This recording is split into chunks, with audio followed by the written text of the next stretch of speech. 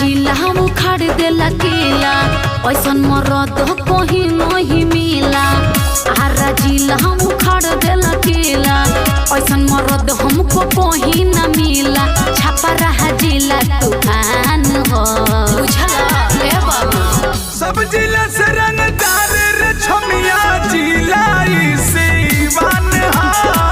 सब जिला से रंगदार रे छमिया जिला सीवान हा। अरे ढेर देख ले बानी वो।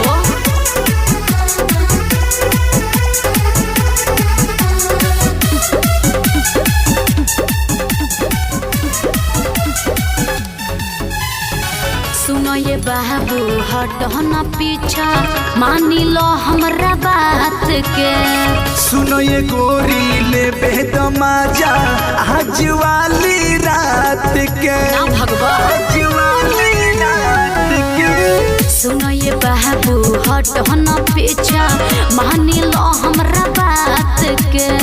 सुनो ये गोरी ले बेदमाजा आज वाली रात के।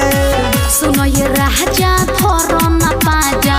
सुनो ये राजा थोरो न पाजा दूसरा के सामान हो। सब जिला से रंगदार रे छमिया जिला सीवान हा। सब जिला से रंगदार रे छमिया जिला सीवान हा। अच्छा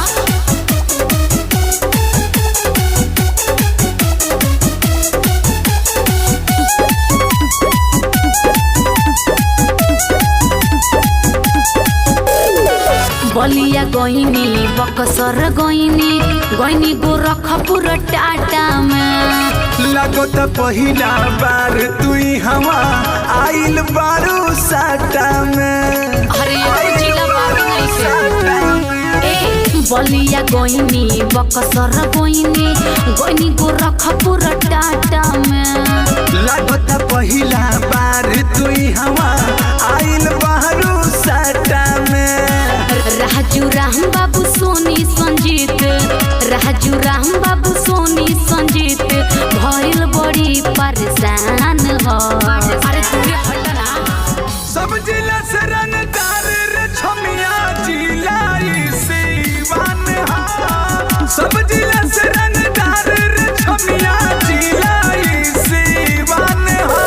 अरे जा